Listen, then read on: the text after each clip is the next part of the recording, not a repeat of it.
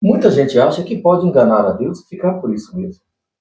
Tem pessoas que pensam que Deus é um velho panachão, um velho bobão, que passa a mão pela cabeça dos pecadores e não tem nenhum tipo de reação, de indignação ou ira. Mas a Bíblia mostra exatamente o contrário disso. Deus é justo, é zeloso, Deus ama a retidão e a equidade, Deus aborrece a mentira, a falsidade, o pecado. Deus deseja que nós sejamos fiéis e obedientes. Nós temos na Bíblia, em 1 Samuel, capítulo 4, a história do sacerdote Eli. Uma história muito ruim, por sinal. Eli tinha dois filhos, Ofni e Finéias, e passava a mão na cabeça deles. Seus filhos eram adúlteros, ladrões, escarnecedores, tiravam as ofertas consagradas ao Senhor, as melhores carnes, faziam churrasco com as mulheres com as quais se prostituíam ou adulteravam, enfim, praticavam todo tipo de atitude contrária à lei de Deus estabelecida por Moisés. Eli, obviamente, via, ouvia, sabia de muita coisa, mas permanecia na sua omissão, como se não quisesse contrariar os seus filhos.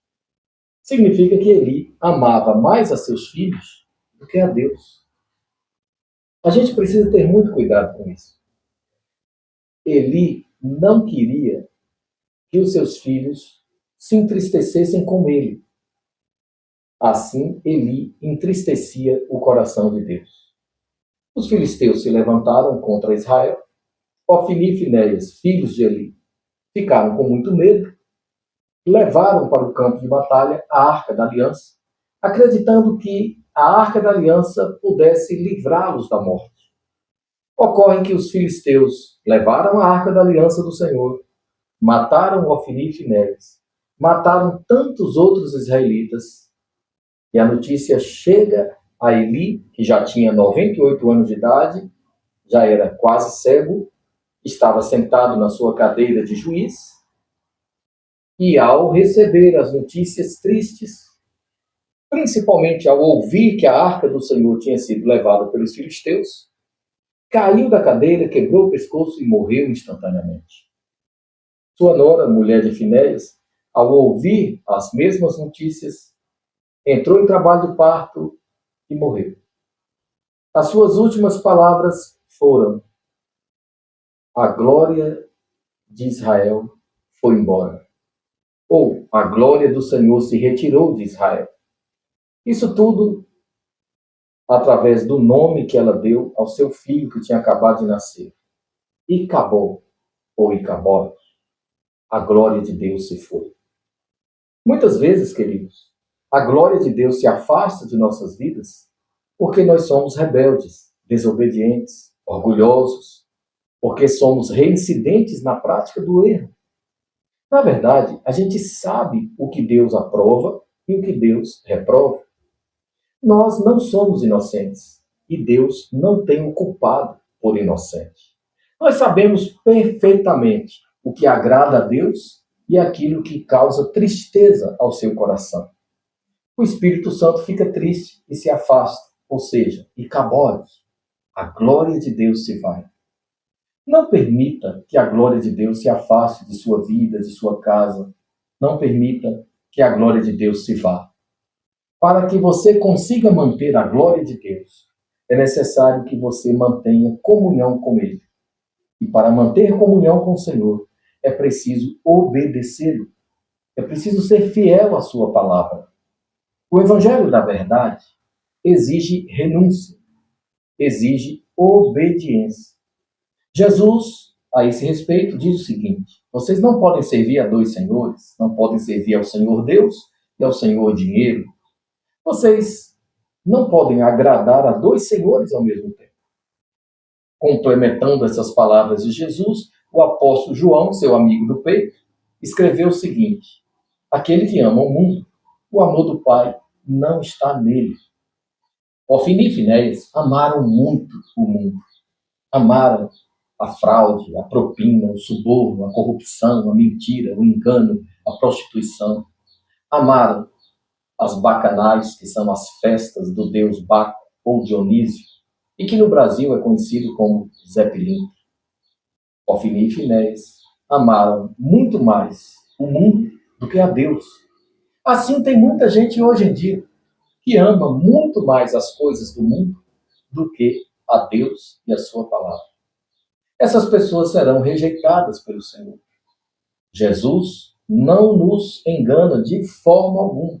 Ele é muito claro e categórico. De uma forma bastante enfática, Jesus diz assim: e naquele dia, no dia do julgamento, muita gente comparecerá dizendo: Senhor, em teu nome nós expulsamos demônios, curamos os enfermos, operamos sinais e maravilhas. E eu, Jesus, responderei: apartem-se de mim, malditos. Não os conheço. Noutra parte está escrito assim: apartem-se de mim, vocês que praticam iniquidade. Em outra parte está escrito: e eles serão amarrados de pés e mãos e lançados no fogo eterno. Jesus, com essas palavras, afirma categoricamente que as pessoas que não são fiéis e obedientes, as pessoas que não guardam o temor do Senhor no coração, as pessoas que preferem manterem-se na rebelião contra Deus, aquelas pessoas que não querem aceitar a Jesus como Senhor, não querem mantê-lo como Senhor de suas vidas, governante de seus corações, essas pessoas serão fatalmente rejeitadas por Deus. Deus não é um velho panachão, bobão, não. Deus é o justo juiz. Ele julgará cada um conforme os registros que ele tem guardados em seu reino, de acordo com a sua palavra. Passarão os céus e a terra, mas a palavra de Deus não passará. Jesus disse que a mesma palavra que salva também condena. Se você quer permanecer com Deus eternamente, se você quer manter a salvação de sua alma, é necessário que você permaneça em Cristo. Ele disse: seja fiel até a morte, e eu te darei a coroa da vida. Também ele disse: esforcem-se por permanecerem no caminho estreito, porque larga é a porta e espaçoso o caminho que conduz ao inferno. Mas estreita é a porta e apertado o caminho que conduz ao céu. A palavra é: esforce-se.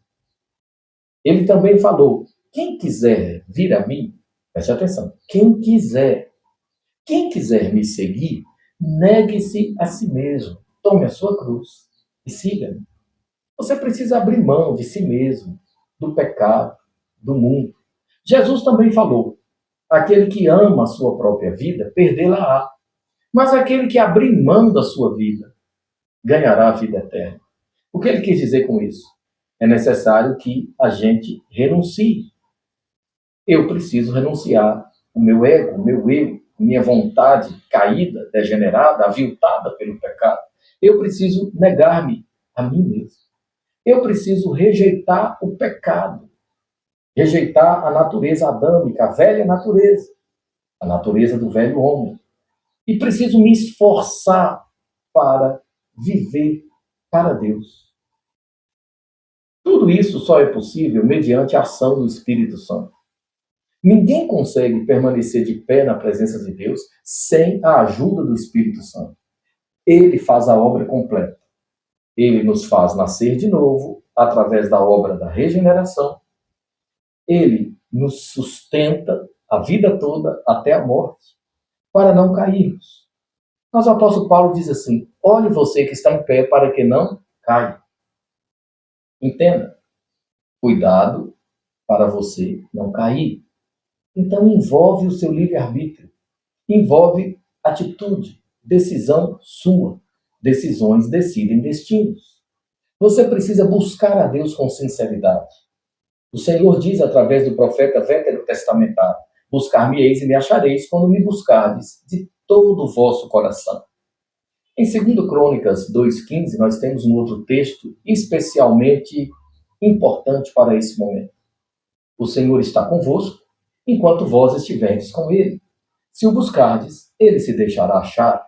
Porém, se o deixardes, ele vos deixará. Por isso mesmo, quando muitos se afastaram de Jesus, no momento em que ele falou sobre a necessidade de comer da sua carne e beber do seu sangue, obviamente numa linguagem simbólica, metafórica, aí Jesus voltou-se aos discípulos e perguntou: e vocês também não se retirarão? Muita gente abandonou Jesus. Muitos negaram a Jesus. E ele perguntou aos seus discípulos: e vocês vão continuar comigo? Ou vão me negar também? E vocês permanecerão no caminho? Ou vão abandonar? A decisão é sua. Não seja como Eli, negligente, omisso. Não seja como Ofni e Finéias, filhos de Eli, escarnecedores, zombadores, rebeldes, desobedientes. Seja como José do Egito. Seja como Daniel. Imite a Jesus, exemplo de mansidão, humildade e obediência. Jesus, como homem, como servo, foi fiel até a morte. Obedeceu até a morte e morte de cruz. Que o Senhor nos abençoe. Por favor, curta, compartilhe, divulgue o nosso canal, a fim de nos ajudar a proclamar a palavra da verdade, a palavra da restauração. Que Deus te abençoe.